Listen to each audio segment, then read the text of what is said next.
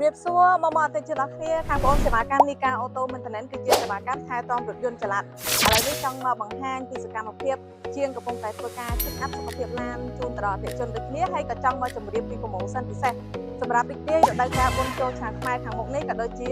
ការប្រូម៉ូសិននេះគឺនឹងមានការថែមជូនពេញមួយខែសម្រាប់ខែមេសាឆ្នាំ2026នេះតែម្ដងអញ្ចឹងរាល់ការជាវសេវាកម្មបដូរប្រេងម៉ាស៊ីនខាងប្អូនមិនថាប្រេងម៉ាស៊ីនម៉ាកមួយណាក៏ដោយក៏ខាងប្អូនមានការថែមជូនដូចជាការថែមជូនតម្រងប្រេងមួយដែលឥតគិតថ្លៃជាមួយនឹងការថែមជូនទឹកក្លុកលាងមួយដែលឥតគិតថ្លៃហើយនិងអែម៉ាស៊ីនជាក់ផងដែរអញ្ចឹងប្រូម៉ូសិននេះគឺ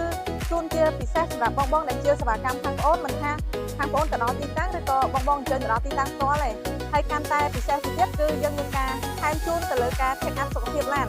ដែលឥតគិតថ្លៃជូនបន្ថែមនិងសេវាកម្មទៅដល់ទីតាំងបើសិនជាបងអត់មានពេលវេលាទេបងគ្រាន់តែតម្លាក់លេខទូរស័ព្ទនឹងទីតាំងខាងប្អូននឹងរៀបចំក្រុមជាងដើម្បីទៅធ្វើការផ្លាស់ប្ដូរជូនដល់បងសម្រាប់បងដែលរស់នៅរាជធានីភ្នំពេញអញ្ចឹងចំណេញពេលវេលាហើយសន្សំចៃថវិកាទៀតតនរដូវកាលនេះគឺជារដូវកាលឡើងថ្លៃសាំង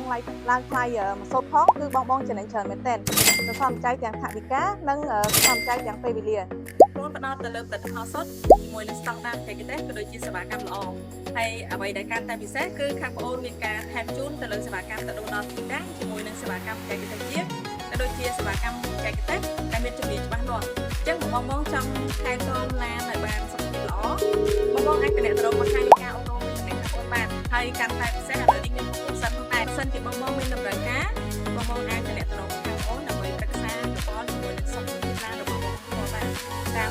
Facebook Page បានឬក៏លេខទូរស័ព្ទខាងក្រោមក៏បានអញ្ចឹងបងអតិថិជនរំឡើងប្រូម៉ូសិននេះមានការថែមជូនត្រឹមតែខែមេសាតែម្ដងច្រើនសម្រាប់បងដែល